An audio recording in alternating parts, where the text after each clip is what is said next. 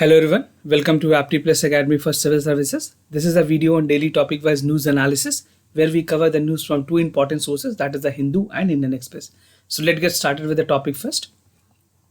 So today is 24th of September and these are the list of the topic that I'll be discussing with you today. The first topic is social stock exchange. This is by SEBI report जो हमारी Security and Exchange Board of India है, उन्होंने कुछ finding दी है regarding the social stock exchange. Now the second topic is efficacy of the nasal vaccines. तो nasal vaccines को लेकर के भी काफ़ी बातें कही गई है from Oxford to India. तो उसके बारे में कुछ इंपॉर्टेंट बातें मैं आपको बताऊंगा. Now the third topic is US House panel is hearing on the rights in Asia, right? जो भी right हैं ह्यूमन राइट के इश्यूज को लेकर के उसके बारे में कुछ इंपॉर्टेंट बातें हैं. Now G4 seeks time bound reform on Security Council. जो हमारी नेशनल सिक्योरिटी काउंसिल है उसमें किस तरह से रिफॉर्म होने चाहिए. जो G4 के मेंबर्स हैं उनको रेगुलर मेंबरशिप, परमानेंट मेंबरशिप का दर्जा मिले, इसके बारे में कुछ इंपॉर्टेंट बातें हैं. And the last topic is a study on the female leadership, right. So apart from all these 5 topics, I'll be discussing some MCQs, important MCQs that would be relevant for the upcoming prelims examination and the explanation of yesterday questions, right? तो आप video के अंत तक बने रहें ताकि कुछ important questions का practice कर पाएं. And those of you who are new to our channel, do not forget to subscribe Apti Plus on the YouTube. And if you like this video, do not forget to give a thumbs up. Now let's start with the topic. So the first topic is social stock exchange. ये basically आपको Indian express के editorial page में मिल जाएगी. अमिताभ बेहर हैं, he is a CEO of Oxfam India. इन्होंने कुछ important चीज़ें बताई है regarding the social stock exchange. SEBI की कुछ इंपॉर्टेंट रिपोर्ट है, कुछ फाइंडिंग है, उसके बारे में जिक्र है. तो this is important for your general studies paper 2 पर से. GS के पेपर 1 में भी काफ़ी इंपॉर्टेंट है. एसे में इंपॉर्टेंट है. This is again relevant for your essay paper. And here and there, this can be relevant for your prelims examination, right? So Security and Exchange Board of India एक working group है, उन्होंने एक submit किया report on the recommendation regarding the structure, mechanism and regulatory framework for the proposed social stock exchange, right? जिसको SSEB के नाम से जाना जाता है. तो जो वर्किंग ग्रुप थी उन्होंने कुछ इंपॉर्टेंट रिकमेंडेशन सरकार को बताए हैं. एक बेसिकली इम्पॉर्टेंट ये कमिटी की रिपोर्ट जो है काफ़ी इंपॉर्टेंट हो जाती है, बिकॉज जो रिकमेंडेशंस होते हैं इस तरह के कमिटीज़ की वो सरकार के लिए एक तरह से पाथवे का काम करती है, एक रोड मैप का काम करती है, राइट. तो क्या क्या सोशल, पहले तो ये बता दूं कि what is social stock exchange, होता क्या है सोशल स्टॉक एक्सचेंज. तो जो सोशल एंटरप्राइजेज है that can be defined as a non loss non dividend paying companies, जो कि क्रिएट और डेजिग्नेट की जाती है to address the social problem. जो भी हमारे सामाजिक प्रॉब्लम्स हैं उनको एड्रेस करने के लिए सोशल एंटरप्राइजेस को बनाया जाता है. Now the idea of SSE जो हमारी सोशल स्टॉक एक्सचेंज है was first mooted in the budget 1920, जब बजट पेश की गई थी इस बार की, उसमें ये आइडिया रखा गया था. एंड इट वॉज प्रपोज कि it would work under the market regulator SEBI, जो हमारी security and exchange board of India है, उसके अंदर ये काम करेगी. ना पूरा एम क्या है इस इनिशिएटिव का? जो पूरा एम है is to help the social and voluntary organisation which work for the social cause to raise the capital equity or debt from the unit of mutual funds. तो जो भी ऐसी ऑर्गेनाइजेशन है जो सोशल सेक्टर में काम कर रहे हैं, कैपिटल रेज कर रहे हैं, इक्विटी बना रहे हैं, डेट में किसी तरह से भी इन्वेस्ट कर रहे हैं, उनके म्यूचुअल फंड को कैसे रेगुलेट किया जाए. And a unit of mutual fund how can be regulated? It must be regulated by the SEBI, right. तो ये जो उसकी जो पूरी प्रीव्यू है वो सेबी के अंदर होगी. अगर इस तरह की ऑर्गेनाइजेशन की बात करें वर्ल्ड वाइड, जो सोशल स्टॉक एक्सचेंज है वो ऑलरेडी एग्जिस्ट करती है कुछ इंपॉर्टेंट कंट्रीज़ में, like Singapore, UK, Canada and other countries already have this type of mechanism taken in place. और ये कंट्रीज़ जो हैं, these countries are allowing firm to operating, ये ऑलरेडी अपने कंट्रीज़ में कुछ और इंपॉर्टेंट फर्म्स को ऑपरेट करने के लिए भी परमिशन दिए हुए हैं.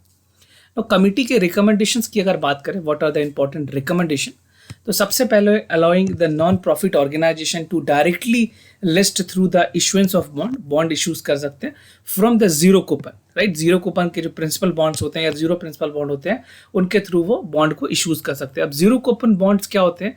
ये एक तरह की डेट सिक्योरिटी है दैट डज नॉट पे इंटरेस्ट. जीरो जो फेस वैल्यू पे भी कोई इंटरेस्ट पे नहीं करती है. ना बोर्ड की और कुछ इंपॉर्टेंट रिकमेंडेशन थी जो रेंज करती है फंडिंग एवेन्यूज़ को लेकर के, सोशल वेंचर फंड्स को लेकर, जो SVF के बारे में भी आपने पढ़ा होगा, ये एक इंपॉर्टेंट टर्म है, उसके बारे में आप डिटेल में गूगल कर सकते हैं।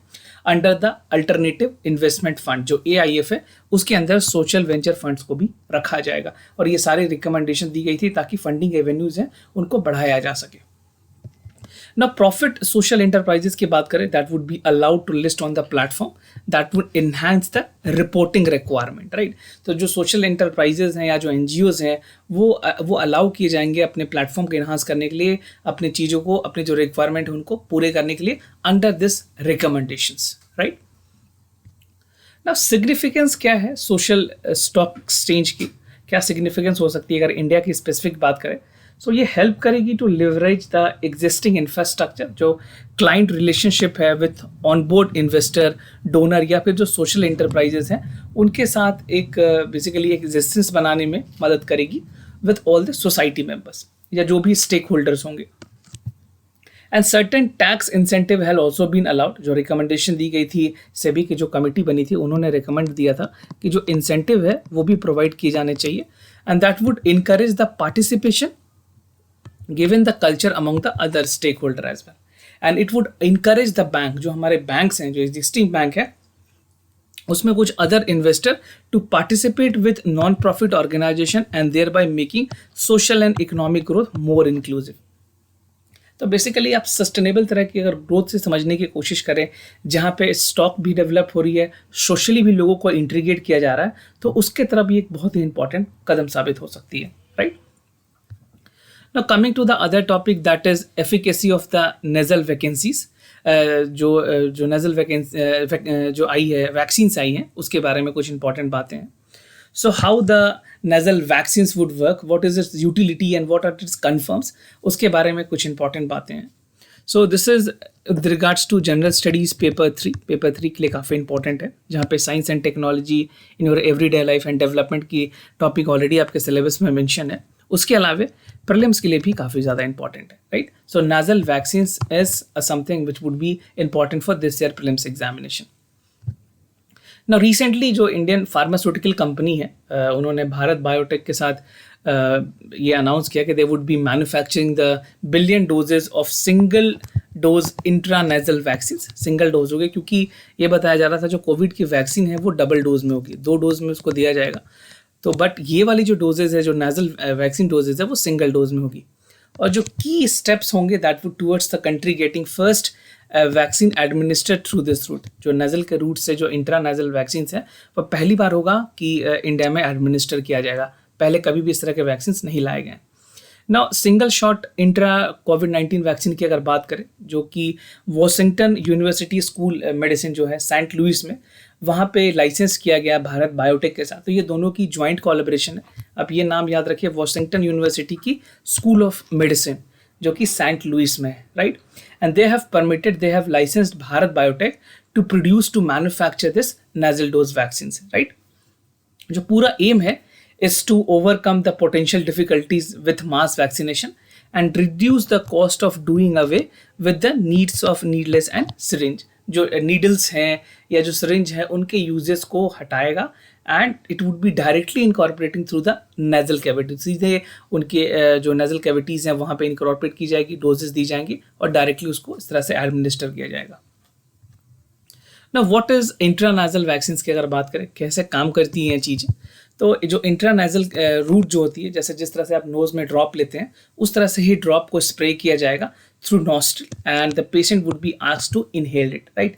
And the vaccine are delivered through different routes which are most common and being injectable shots delivered through the muscles, ठीक है, या तो उसको इंट्रा मसल्स बोलेंगे या the tissues between the skin and the जो मसल्स होते हैं जिसको सबक्यूटेनियस भी कहते हैं। So these are more of the biological word, आपको यहाँ पे ध्यान देने की जरूरत नहीं है, बट आपको ये ध्यान रखना है कि जो इंट्रानेजल होती हैं that can be directly administer orally and it has other effect, जहाँ पे सिंगल डोज पे एडमिनिस्टर किया जाएगा, क्योंकि एग्जाम में जो क्वेश्चन पूछे जाएंगे उसमें ये जरूर आपको कंफ्यूज किया जाएगा कि सिंगल डोज होंगे या डबल डोज होंगे। So this would be a single dose. Now intranasal root की अगर बात करें, जो डिलीवरी होगी किस तरह से होगी, तो इस तरह की जो वैक्सीन है वर्ल्ड में और भी बहुत सारी कंट्रीज बना रही हैं। Out of 187 Covid vaccine candidate जो लिस्टेड है WHO में, वहाँ पे सिर्फ 5 ऐसे स्पेसिफिक लिस्टेड हैं इंट्रानेजल रूट के डिलीवरीज के लिए। तो इंडिया में इसमें एक इंडिया कंट्री है जहाँ पे इसको भी एडमिनिस्टर किया गया है कि ठीक है, we would be executing it, right.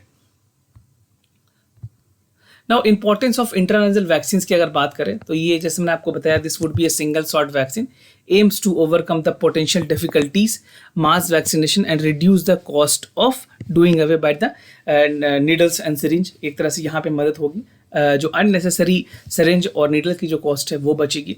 And जो इंट्रानेजल वैक्सीन होंगे that are expected to cut down the dependency on various train personal to administer the vaccine according to the expert.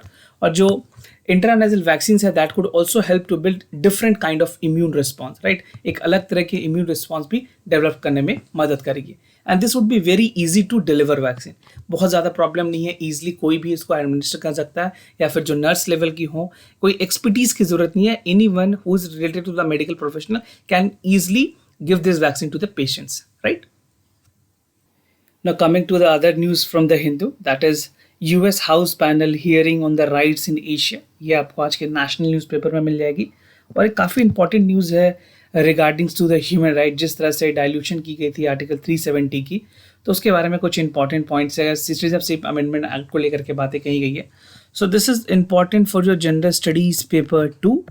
Mains में बहुत ज़्यादा डायरेक्ट सवाल इस आपसे नहीं पूछे जाएंगे, but this is only important for the basically it is important for the mains examination. Prelims में कोई डायरेक्ट सवाल इस पे नहीं होंगे, राइट। तो जो रिस्ट्रिक्शन लगाई गई थी कश्मीर में, उसके अलावे एनआरसी का जो इश्यूज था आसाम में, सिटीजनशिप अमेंडमेंट एक्ट को लेकर के जो बातें हुई हैं, ये सारी चीज़ें यूएस के हाउस ऑफ रिप्रेजेंटेशन की जो कमिटी है उन्होंने डिस्कस किया। ये बातें रखी गई थी on the human right in Asia, कि जो ह्यूमन राइट का जो कंडीशन है वो किस तरह का है एशिया में, स्पेसिफिकली इंडिया पे फोकस किया गया था।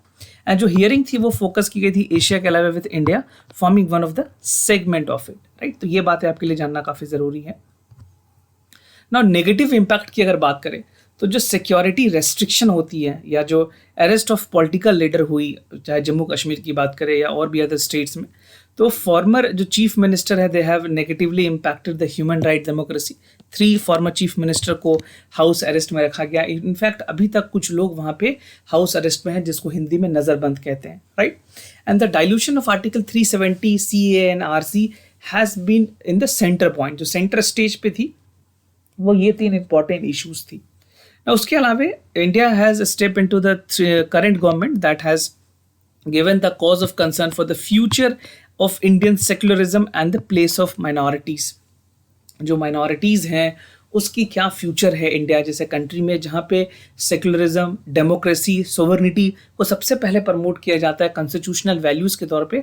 बट ये सारी चीज़ें जो डिसीजन ली गई गवर्नमेंट की, वो इन सारी चीज़ों के कहीं ना कहीं अगेंस्ट जाती है और एक ग्लोबल फोरम में, एक इंटरनेशनल एरिना में एक नेगेटिव इंप्रेशन छोड़ती है इंडिया के प्रति।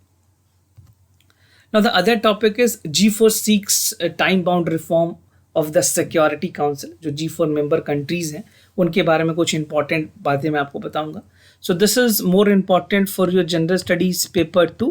और जो G4 है वो हमेशा आपके प्रीलिम्स के एग्जामिनेशन पॉइंट ऑफ व्यू से भी इंपॉर्टेंट है। तो रिसेंटली एक वर्चुअल मीटिंग हुई थी between all the foreign minister of G4 countries. तो G4 में 4 कंट्रीज आते हैं, इंडिया, ब्राज़ील, जापान और Germany. So these constitute G4 member. और जो मीटिंग हुई थी that seeks permanent membership for the UN security council. जो UN सिक्योरिटी काउंसिल है उसमें किस तरह से ये 4 कंट्रीज़ को परमानेंट मेंबरशिप दी जाए उसके बारे में डिस्कशन की गई थी।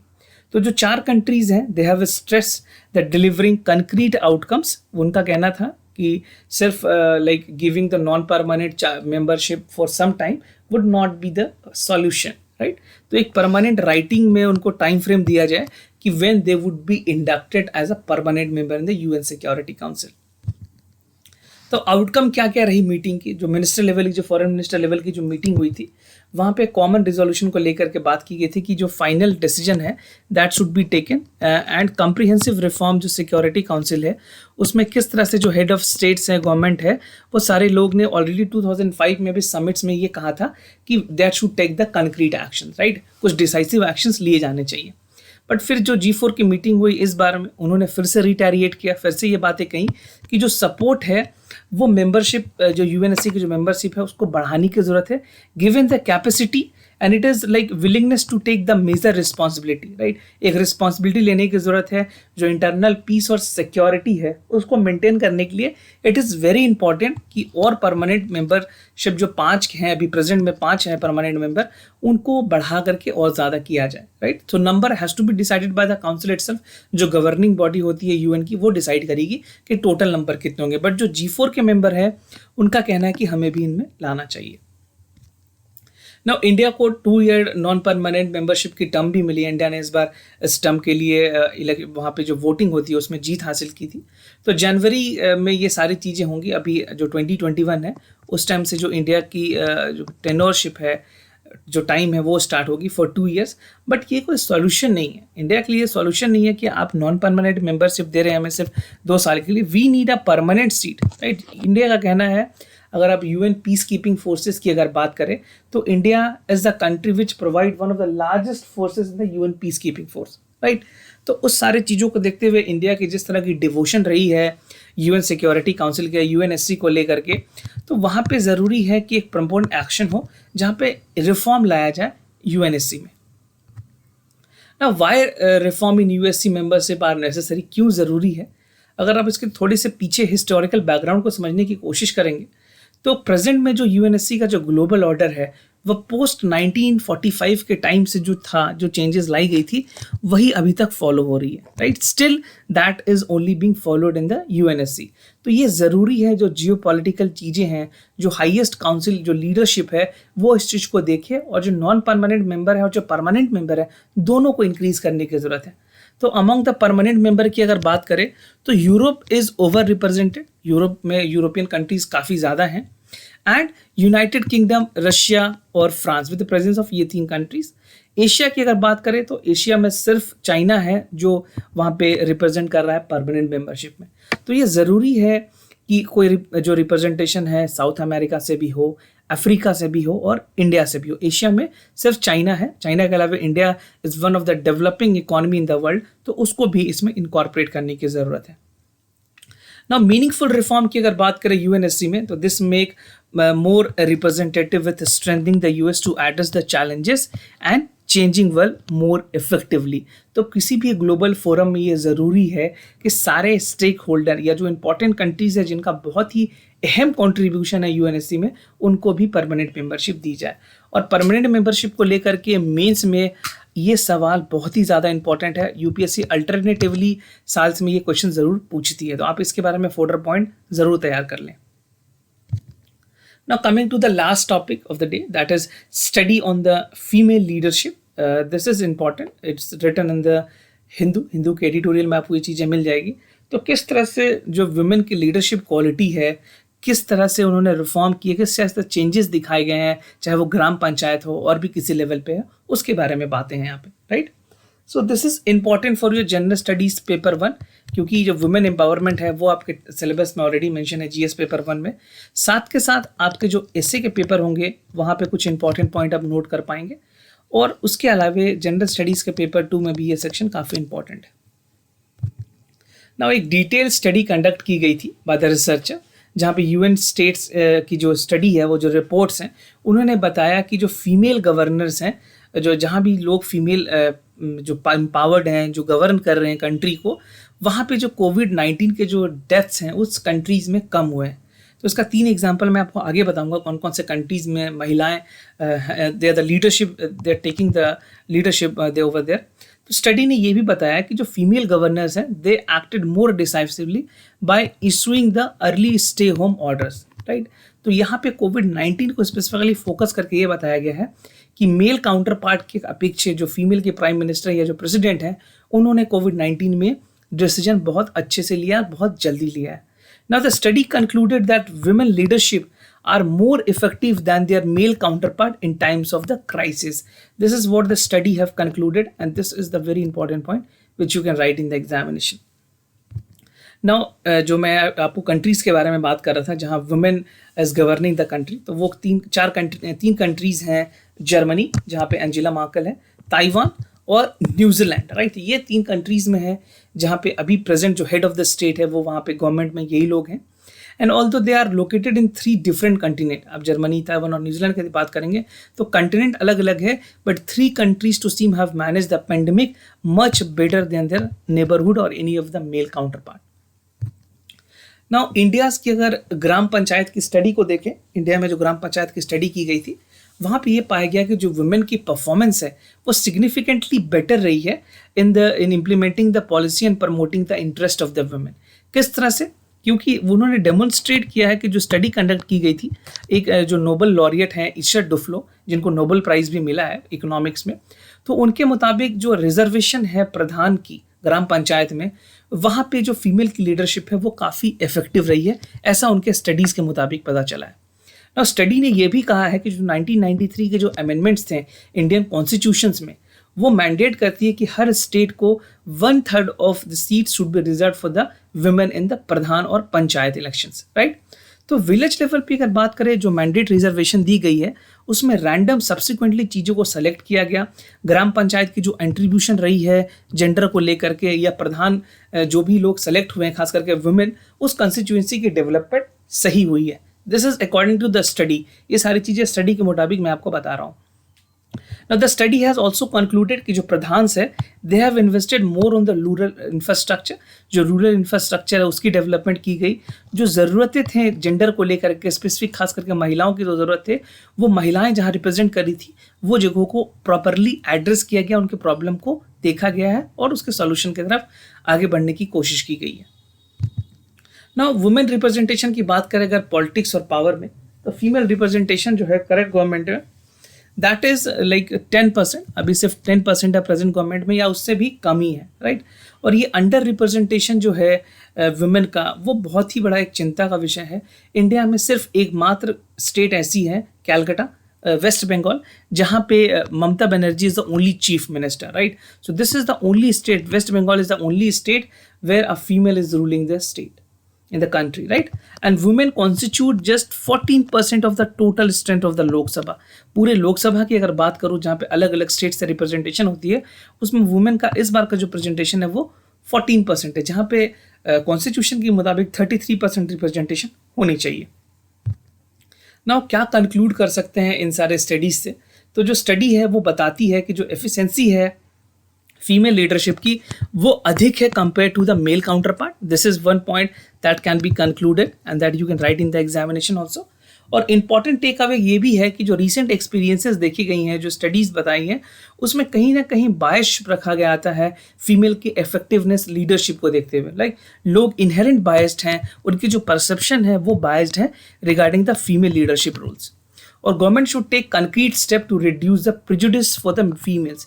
जो फीमेल्स को लेकर के जो प्रिजुडिस हैं, चाहे वो सोसाइटी में हो चाहे वो पॉलिटिक्स में हो, उसके लिए सरकार को कुछ लॉ बनाने की ज़रूरत है, कुछ निर्णायक, कुछ कंक्लूसिव, एक हॉलिस्टिक कदम उठाने की ज़रूरत है, right. So this was all the part that you can conclude on the answer. Now let's move ahead to the yesterday question के जो आंसर्स थे, कल के जो सवाल थे उसके करेक्ट ऑप्शन और एक्सप्लेनेशन मैं आपको बताऊंगा. सो यहाँ पे जो पहला सवाल है उसके करेक्ट ऑप्शन है B, that the impeachment charges can be initiated by either house of the parliament and the elected member of the legislative assembly of the state and the union territory of Delhi and Puducherry can not participate in the impeachment procedure of the president as they can participate in the elections, right. जो election में participate करेंगे वो impeachment में participate नहीं करेंगे.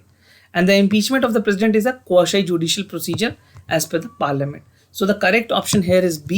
For more details, you can refer to the M. Lakshmikant Indian Polity, जहाँ पे सारी चीज़ें आपको डिटेल में मिल जाएंगी. Now the second question here, यहाँ पे जो correct option है उसके option है C.